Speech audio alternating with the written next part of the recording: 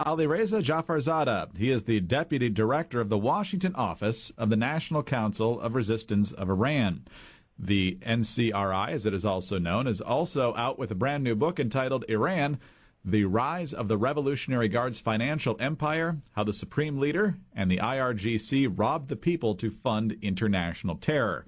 That's a topic that Alireza and I will tackle at another time soon.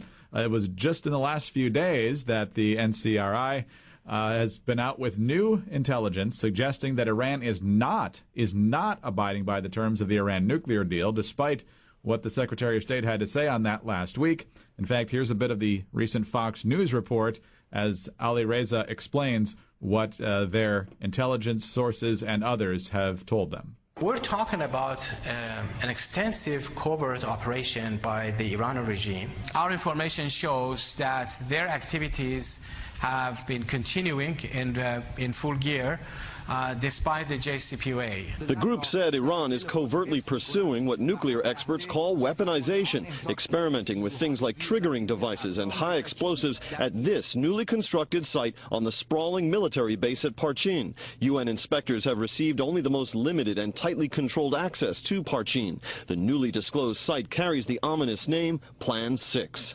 And that's what we'll talk about for the next few minutes. Alireza, thank you very much for your time today. Thank you so much, Greg. Always a pleasure to be on your show. Well, obviously you can't give away your methods and sources here, but how confident are you that this intelligence and what you've seen in the satellite imagery is accurate? Well, we're extremely confident about this information because, this is something we have been working on for nearly 2 years.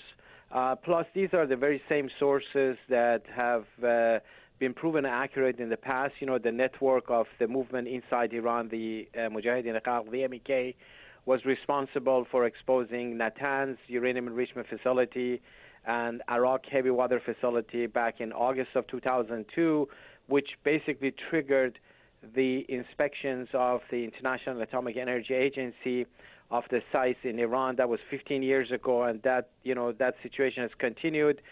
This network also was responsible for exposing a whole host of other nuclear sites in Iran and their whole structure for weaponization, their experts, and all of that. Plus those who have seen the satellite imagery that we disclosed during our press conference on the 21st of April have confirmed that the satellite imagery shows that the construction, the way the whole buildings are configured, basically corroborates with the fact that, what we're saying, that this place is being used for nuclear weaponization. And Tehran particularly wanted to choose Parchin for this purpose and move some of the activities they had in other locations to this place, thinking that after the game that Iran played with the international community and the IAEA and the fact that they allowed them into Parchin after about 4 or 5 years of pressure by the international community about 2 years ago, and then that was the end of it, and that they thought that they closed the chapter on Parchin.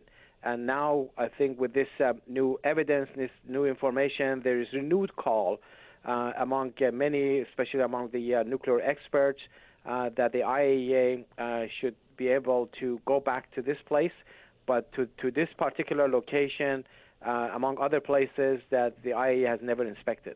Talk about that just a little bit. Why have they had such poor access if this deal was supposed to make sure that there could be inspections anytime? Well, that's the problem with the JCPOA. I know there are some people who highlight some of the strengths of the JCPOA, but there are many more people who are highlighting the weaknesses of the JCPOA. The JCPOA really allows access to the IAEA to certain activities and certain sites. These are the so-called declared sites, and I'm not very comfortable with the term declared site because these are not really the sites that were declared by Iran. It was exposed by us, and then Tehran said, oh, yes, we have these sites. But whatever it is, they only have access to certain places that everyone now knows, like Natanz, Arak, and a couple of other locations that they go, and they basically keep track of like how many centrifuges they have, how much uranium hexafluoride was produced, and they have a checklist that they go through. And of course, Tehran is very, shrewd, and they know that this is not the place that they need to cheat. They don't even need to cheat here. That's really all the scope of the current inspections by the IAEA is. Even though in the JCPOA, Tehran has committed itself not to develop nuclear weapons, but there's no mechanism to monitor if Tehran is actually complying with those norms. What about those secret sites? The JCPOA basically covers only the overt part of their activities, the sites that everybody knows. But the covert part of the operation, which is the real thing, the 800-pound gorilla in the room is not the nuclear site in Natanz and Fardo and Iraq and other places. Rather, it's the covert operation by this organization that we first exposed it back in 2011, that is run by the military, by the Revolutionary Guards, basically the defense minister, and is tasked with weaponizing the program. When you build a nuclear warhead, one part is the fissile material, but there is so many other components that you have to be able to build to make a nuclear warhead. And this organization that has 7 different subdivisions works on different aspects of it. This site that we exposed just recently is one of those subdivisions that is working on detonators. And there is a number of other sites that we had exposed before, none of which have been actually inspected by the IAEA. The IAEA has had no access to the different buildings that we already know where they are, what their characteristics are, that is run by this organization, CEPAN, that is tasked with weaponization.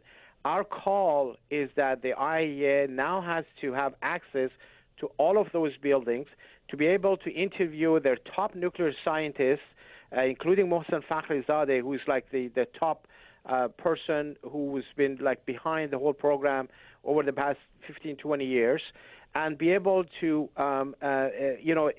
follow up on the outstanding questions that was somehow put aside 2 years ago as part of the deal, and just revisit all of those outstanding issues that relates to the weaponization part of the program.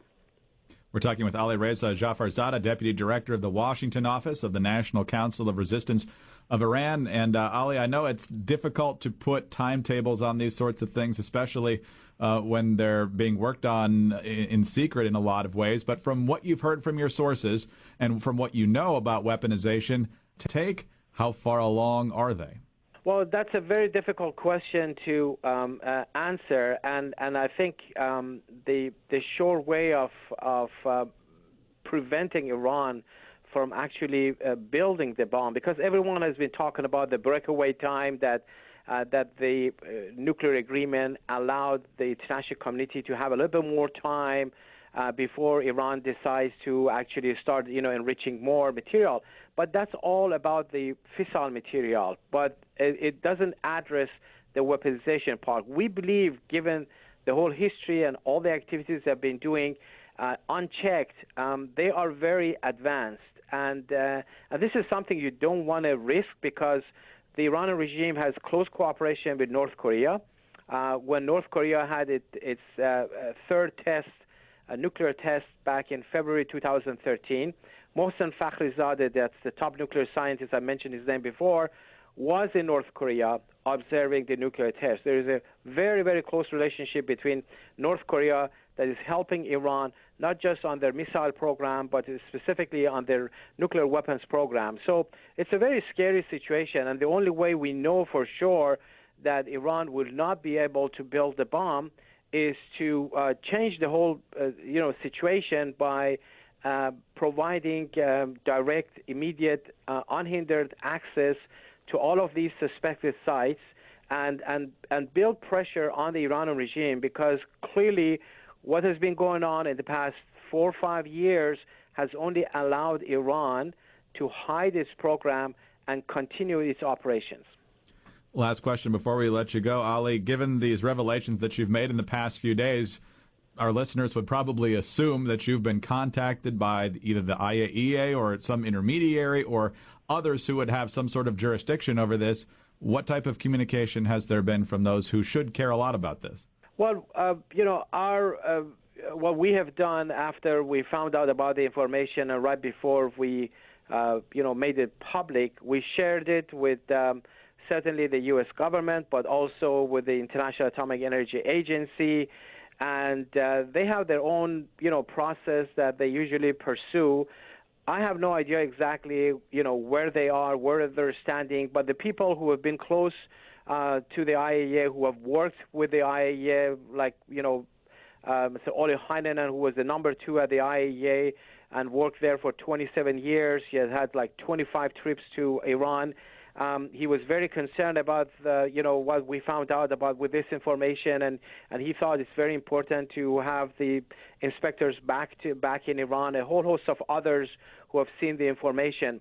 So let's hope that by pressure from the U.S. government, from the U.S. Congress, Iran would allow the inspectors of the IAEA to go to Iran. I think from now it all depends how much pressure is brought about. And interestingly, ever since we made the revelation, Tehran reacted very fiercely in the past few days. The defense minister, Hossein Dehqan, spoke 2 days ago rejecting any call to allow inspectors to Iran, and a whole host of other military officials and the Atomic Energy Organization officials spoke. But clearly, interestingly, none of them denied our claim outright. Instead, they started attacking us, saying how bad we are and why the United States should not listen to us, without addressing specifically the question, this particular revelation that we made, they have made no reference to it,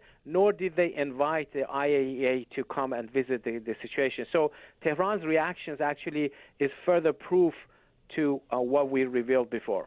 Did you inform the U.S. government prior to the Secretary of State declaring that Iran was abiding by the terms of the agreement, or was it so close together that perhaps they didn't have time to review it?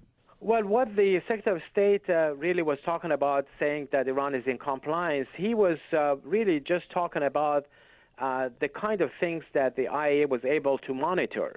Yes, of course, they had this number of centrifuges and all of that, but he did not say that Iran is not building the bomb. To the contrary, the next day he came out and said that the JCPOA fails to achieve the goal of a non-nuclear Iran. It only delays it. So it's very obvious that Secretary of State has major problems, and as the President does with the current JCPOA or the nuclear agreement, and they're looking at ways to see how to deal with Iran as a whole, not just on the nuclear side, but on terrorism and all of that. And I think this information came in a very timely manner, and hopefully they can use it in the best way. Well, you've certainly given us a lot to focus on going forward. Alireza, thanks very much for being with us. We look forward to talking to you soon.